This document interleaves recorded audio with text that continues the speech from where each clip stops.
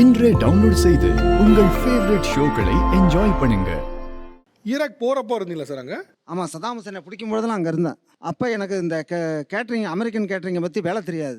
ஆனால் ரொம்ப இடி சொல்லால் இடிப்பட்டு 6 மாதத்தில் வேலையை கற்றுக்கிட்டு அதுக்கப்புறம் சர்டிஃபிகேட்லாம் வாங்கி இந்த போஸ்ட் அண்ட் ஹெட் வெயிட்டர்னு போஸ்ட் வாங்கினேன். அந்த போர்லாம் வந்து உச்சத்தில் இந்த பாம்பு போட்டு இருந்தாங்களே? ஆமாம், பாம்பு போட்டு இருந்த போதெல்லாம் இங்கே தமிழ்நாட்டுக்கெல்லாம் முன்னாடி போனாங்கல்ல, அவங்களாம் என்னை போன அன்றைக்கே திட்டினாங்க. நீ ஏன் வந்த, சின்ன பிள்ளைங்கள்லாம் இருக்குது வீட்டில், ஏன் வந்தேன்னாங்க. வந்தாச்சு, குடும்ப வறுமை சூழ்நிலை தான் திரும்பி போனேன் வெளிநாட்டுக்கு. ஆனால் போய் ரொம்ப நாளைக்கு நம்ம இருப்போமா இருக்க மாட்டோமா. பாம்பிளாஸ் போட்டுக்கிட்டு இருக்கும்போது பங்கில் வந்து பங்கர் வச்சுருப்பாங்க.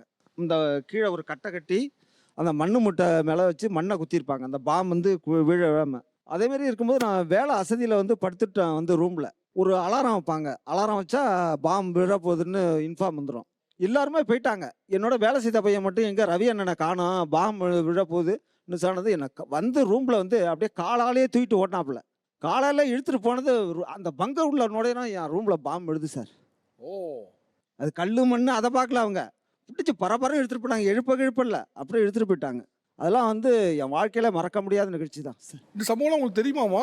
தெரியும் சார். எப்போ தெரியும் உங்களுக்கு இதெல்லாம்? அதாவது அப்போலாம் ஃபோன்லாம் கிடையாது சார். லெட்ரு எழுதுவாங்க, லெட்ரு தான் தெரியும். லெட்டர் எழுதியிருந்தாரா? ஆமாம், இந்த மாதிரிலாம் நடக்குது. நீங்கள் இப்போ ஃபோன்லேயும் பேச முடியல, வீடியோ கால் எதுவும் கிடையாது. திடீர்னு லெட்டரில் பார்க்கும்போது ரொம்ப பதவிப்பாக இருந்திருக்குமாமா? கஷ்டமாக தான் இருக்கும் சார். நீங்கள் என்ன பதில் படி திரும்பி வான்னு சொன்னீங்களா? இல்லை, வந்துருங்க, வேண்டாம், நீ ஏதோ கூட கஞ்சி நமக்கு சேர்ந்து சாப்பிட்டு போவோம், வேண்டாம் வந்துருங்கன்னு எவ்வளோ சொல்லுவோம் சார். ஆனால் வந்து விசா பாஸ்போர்ட்லாம் அவங்க தரல. அவங்கள்ட்ட இருக்கிறதுனால அவங்க அனுப்புனா தான் வர முடியும். டிக்கெட் யார் தரல? யூஎஸ் கொய்த்தி வச்சிருந்தாப்புல. கொய்த்தி இது வந்து அமெரிக்கன் கான்ட்ராக்ட். ஓ, அவங்க கான்ட்ராக்டர் வச்சிருக்காங்க.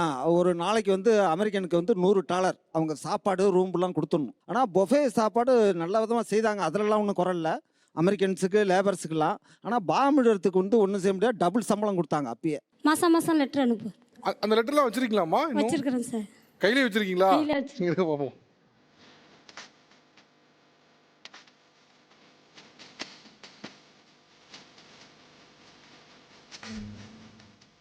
வாசிக்கவா? புது லெட்டர் டைரி அட்டை கேட்டு தான் வாசிக்கணும், கேட்காம வாசிக்க கூடாது. அது நாகரிகமா இருக்காதுல்ல. என் இதயம் என்னும் தோட்டத்தில் உதயமான என் மனைவி, பூங்காவனத்திற்கு உனது பிரியமுள்ள மாமா தேவராஜ் எழுதும் அன்பு கடிதம் யாதெனில், நான் நலம், உன் நலம் காண ஆவல், மற்றும் நமது அன்பு மகன் ராஜபாண்டி நலமா அறிவது நீ போட்ட கடிதம் கிடைக்க பெற்றேன், மிக மகிழ்ச்சி. இந்த கடிதத்துடன் ரூபாய் அனுப்பியிருக்கிறேன், அதை பெற்றுக்கொண்டு கடிதம் போடவும். இதை வாங்கி செல்லம்மா அம்மாவுக்கு, மாமாவுக்கும், மலரம்மாவுக்கும், நம் வீட்டம்மாவுக்கும் பொருட்கள் வாங்கி கொடுக்கவும். நம் மகனை பத்திரமாக பார்த்து கொள்ளவும். நீங்கள் பொங்கல் வாழ்த்து அனுப்பவும். கவிதாவுக்கு நான் பொங்கல் வாழ்த்து சொன்னதாக சொல்லவும். இப்படிக்கு உன் பிரியமுடன் கணவர் தேவராஜ். சமயம் இருக்க. இந்த உலகத்தில் சில பொருட்களுக்கு வந்து வயது ஆக ஆக அவரோட மவுஸ் அதிகம். குறிப்பாக ஒயின், இன்னும் சிலைகள், இதெல்லாம் பார்த்தீங்கன்னா உடனே அதுக்கு பெரிய மதிப்பு கிடையாது. ஆனால் ஆண்டு எவ்வளோ பெருசாக இருக்கோ அவ்வளோ தூரம் அதுக்கு மதிப்பு அதிகம். இந்த லெட்டருக்கு 2001 மதிப்பு இல்லை, ஆனால் இப்போ அவ்வளோ பெரிய மதிப்பு இது. நல்ல தமிழ் எழுதுறீங்க. என்ன உங்களுக்கு தமிழில் யார் உங்களுக்கு பெரிய ஆளுமை, பிடிச்ச ஆளுமை யாரு? பிடிச்ச ஆளுமை பேரஞ்சர் அண்ணாதுரை. அண்ணாதுரையா?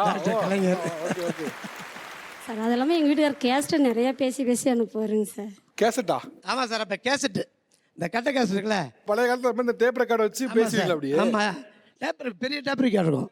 அதை நாங்கள் கொடுத்து அனுப்பிச்சிடுவோம். இங்கே ஒன்று நாங்கள் ஒன்று வச்சுருப்போங்க. இதை பேசி நாங்கள் அனுப்புவோம். அவங்க அங்கேருந்து யாராவது வந்தால் கொடுத்து அனுப்புவாங்க. நாங்கள் போய் வெள்ளிக்கிழமை லீவு போய் வாங்கிக்குவோம். அதை கேட்டு விடிய தூங்குறதில் கேட்டுக்கிட்டே இருப்போம். அவ்வளோ சந்தோஷமாக இருக்கும். அது தினமும் முத்தமிட்டு உன் புகைப்படம் மட்டும் கசங்கவில்லை, என் இதயமும் கசங்கியதடி. அண்ணாவோட தம்பின சும்மாவா? யாரெல்லாம் இந்த மாதிரி டேப் ரெக்கார்ட் பண்ணி பேசி திருப்பி அனுப்புனது? இங்கே யாருக்கெல்லாம் அந்த அனுபவம் இருக்குது? 95லேருந்து ஒரு 2000 வரை. 95லேருந்து 2000 வரை. 2000 வரைக்கும் இதே டேப் ரெக்கார்டில் தான். கிட்டத்தட்ட 5 வருஷம் வந்து இந்த டேப் ரெக்கார்டில் தான் பேசுனதுக்கு. ஆமாம் சார். ஆக்சுவலாக ஒரு லெட்டரில் ஒரு இதில் பேசுகிறதுக்கும் ஒரு டேப் ரெக்கார்ட் பண்ணி அதை கேட்டு திருப்பி பேசி அனுப்புறதுலையும் என்ன வித்தியாசம்? என்ன எவ்வளோ லவ் இருக்குது அதில்? நிறைய இருக்குது சார். லெட்டர்லேயே எங்கள் வீட்டில் ஒரு நல்ல ஒரு விஷயம் நடந்துச்சு சார். ஏன்னா நானும் எங்கள் வீட்டுக்காரும் நிறைய இருந்ததை விட நானும் என் மாமியார் தான் நிறைய நேரம் இருந்திருக்கோம் ஒன்றா. எப்படின்னா அப்போல்லாம் லெட்ரு கொடுத்து விடுவாங்க, யாராச்சும் வந்தாங்கன்னா லெட்ரு கொடுத்து விடுவாங்க. அப்போ எனக்கு கிடைச்ச மாமியார் எப்படின்னா புரிதல் இல்லாத மாமியார். அவங்களுக்கு புரியல, எப்படின்னா லெட்ரு வந்துச்சுன்னா அதை வந்து மருமகள்கிட்ட கொடுத்து படிக்க சொல்லணும்லாம் நினைக்க மாட்டாங்க. ஓகே, இப்போ ஒரு ஜென்ரிக்கான ஒரு கேள்வி தான்.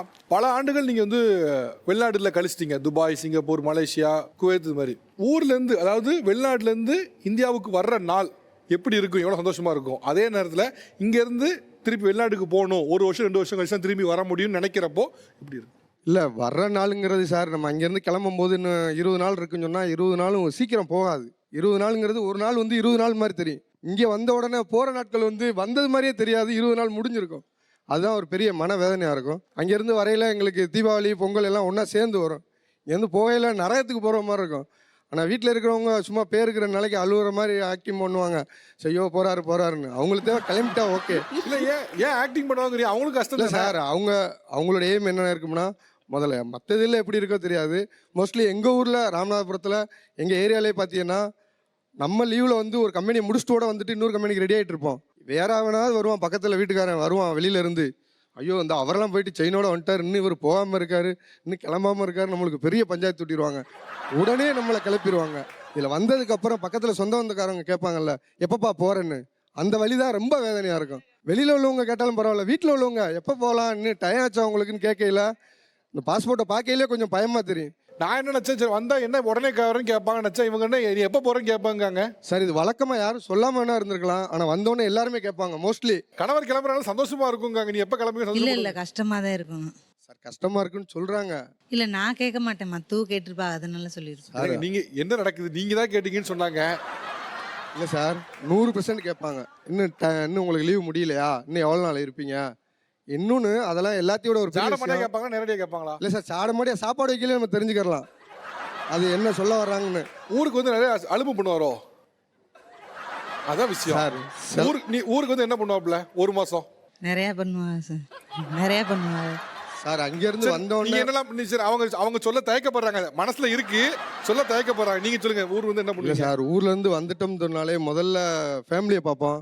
அதுக்கப்புறம் இங்கேருந்து ஃப்ரெண்ட்ஸை பார்க்க தான் முதல்ல அவங்க ஆர்டர் பண்ணதை பூரா முதல்ல கொண்டு வந்து அவங்க கையில் டெலிவரி பண்ணணும். இதுக்காண்டியாக போவோம் ஃபஸ்ட்டு. இதுலேயே பிரச்சனை ஸ்டார்ட் ஆகிடும். நம்ம வந்து அது வேணும்னே செய்கிறது கிடையாது.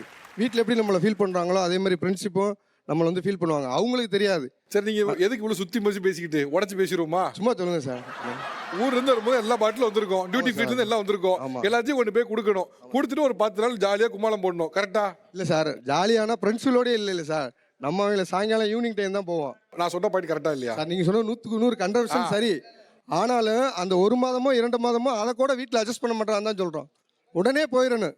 இல்ல, என்ன பிரச்சனைனா, இப்போ 1 வருஷம் கழிச்சு வந்த ஒரு கணவரை உடனே போயிடுன்னு நினைக்கிறது இல்லை. ஆனா எங்க 1 மாசம் வந்த கணவர் இங்க கூட சேர்ந்து கும்மாளம் அடிச்சு அப்படியே இங்கே தங்கிட்டா, இதுதான் பிரச்சனை, கரெக்டா?